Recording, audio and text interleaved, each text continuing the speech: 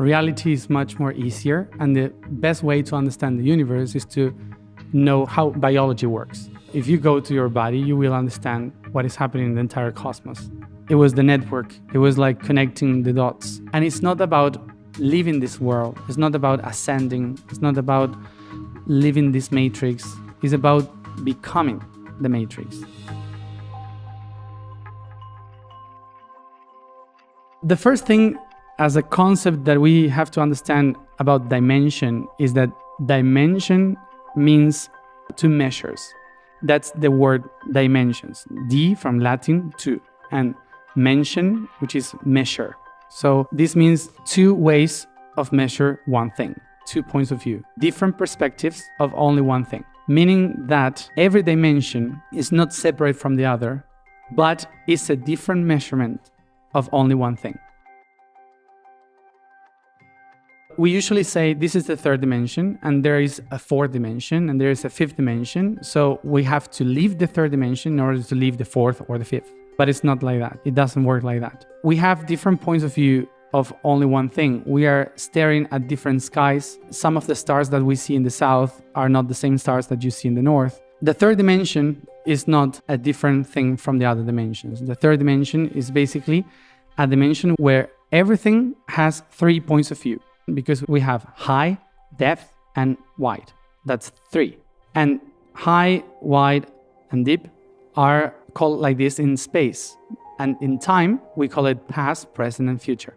So only in the third dimension exists the concept of past, present, and future, because we are 3. We have 3 points of view. But when you add a fourth vision of that, you have eternity, because there is a fourth line that connects past, present, and future. That's the fourth dimension. It's very difficult to understand the fourth dimension from the third dimension. The only way is a dream. When you dream, things happen without time, without space. Sometimes you just turn around and you are in a different country, in a different place, and in a different time, with a different body.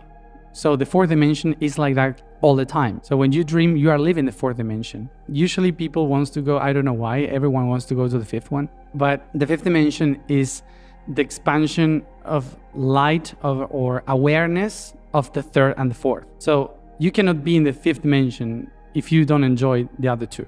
It's impossible, because the fifth dimension is the awareness of every vibration and light of your molecules in this body. So if you don't feel your body completely aware, you will not feel the awareness of the fifth dimension. That's why enlightenment is not going to the sky, is to shine. To go to the fifth dimension, you have to shine from the third and to understand every possibility that you have in the fourth. Third dimension is this, as I said, past, present, and future. So when you are in the fourth dimension, you are not anymore your body here and now. You are the first cell, you are a reptile from millions of years ago, you were a fish. The thing is that you were many things, and your water was in many trees through thousands of years, were in rivers, in the ocean, and then they end up being your blood, every drop of water. So you were so many things that in the fourth dimension, you can access to the data that your cells had about all that. All your evolution through millions of years is encoded there in this body. So in the fourth dimension, you can feel it. You can be that. What happened in the fifth dimension is when you locate yourself in the core of all that, see around and say, oh, this is all me. I can feel, be, and become aware of all that. And it's not about living this world. It's not about ascending. It's not about living this matrix. It's about becoming the matrix, becoming this world, becoming this creation. So the fifth dimension is basically a state of understanding in which you can feel the sun and a proton in the same way. And you can see a person and a tree in the same way. The person who explained it better was Freud. We are mammals. And we grow inside a mother. We are 9 months inside of the womb of a mother. And when we get out, usually the father is expecting, and we see the light. So if you start to understand how biology works, you will see that you have been trapped inside a mother for 9 months, expecting to see the light of the Father. It's not about God, it's not about this reality, it's about mammals. If you go to a seed, to a plant, they have a completely different view from what we understand. If you go to the mineral system, they don't have this issue. Only mammals have this issue because we were inside a mother. In Latin, the origin of the word mother is matrix. So when we say matrix, matrix is matrix, means it's the veil that covers you. That would be the mater, it's matrix. And then is Atar, the father, who is the pater. Pater means the path, is the one that leads. So it's a line that leads you outside the mother. It's all vocabulary from a family. So that's why we call the Father God and Mother Earth, because we are mammals. When you project the third dimension into the other dimensions, you are creating this idea of we are all trapped. And we have to go through a long process of trying to be free from something that is holding us. And once we are free from that, we will be received by the light of the Father. And then we will be free. But suddenly the Father says there are rules. You have rules because this is a home and you have to take care of the home. And then you grow up and you acknowledge that the mother is just loving you. That's why it's trapping you in her love. And then you understand that, oh, it's not that my mother was possessive. It was that trying to protect me from something from the outside. So I love my mother and I forgive my mother, forgive my father.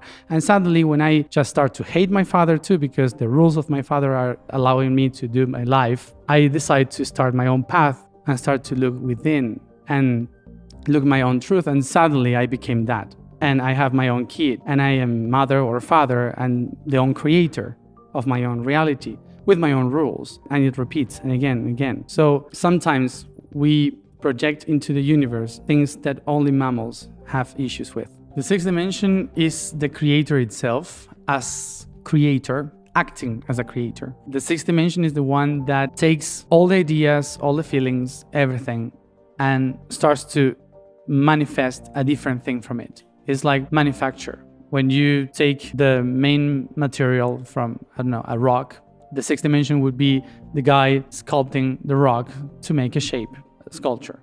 The process of the sixth dimension is not really like lightning for us because it breaks the shapes of the original shape.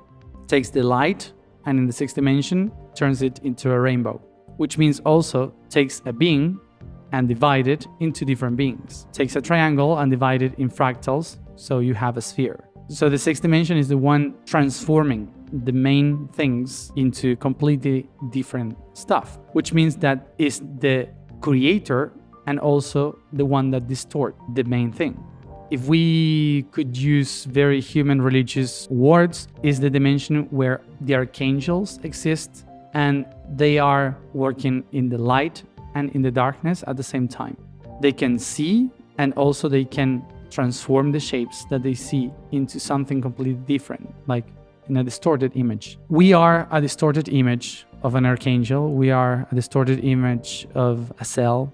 Without distortion, we wouldn't exist. Archangel means the powerful messenger. It's a message of power. There are attributes of the creator that you can activate within you. Like, I am the medicine, I am the protector, I am the light, I am the path, I am life, I am... Who said that? Jesus. He was trying to embody every one of the names of God. The archangels are not beings from outside. We are within them. How the solar system was created. It was a big explosion. The sun exploded, divided itself, and created chaos, destruction all around, and all the rocks, the parts that remain without light, became planets. So they cannot shine anymore. They are not light, but they were part of the light. Earth was part of the sun.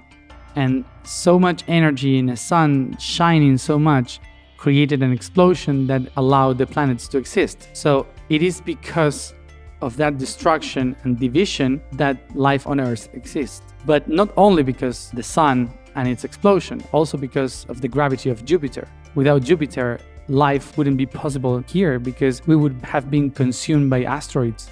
When I say seventh dimension, imagine that the seventh dimension is like the sun, like this bright being that is completely shining and fully aware of the divinity that it is, and that within itself has the power, the light, the life, everything inside. But some part of it says, how can I be all this if I cannot experience all this? So a part of yourself decides to open your eyes and say, I will leave what I have within. And that's the explosion.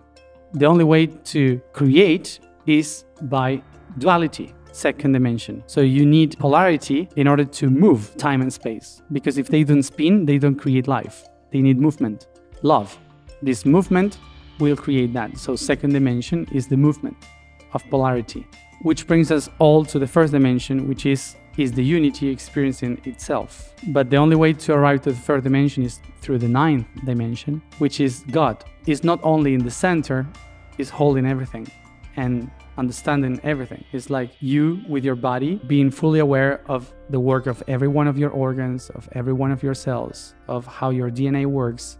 If you become fully aware of everything that makes you be who you are, that's the ninth dimension, or God.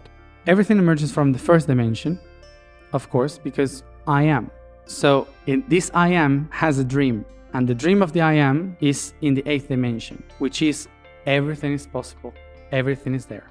That's the dream, the great dream where all the timelines, everything could exist there. The I am in the first dimension, when it sees the dream of the eighth dimension, that everything is possible, goes to the seventh dimension, because it's all the same. We can explain it from the first going to the second or the first going to the eighth. You have one dot, which is the I am, and then it creates the infinite, which is the eight. Everything is there, everything is possible.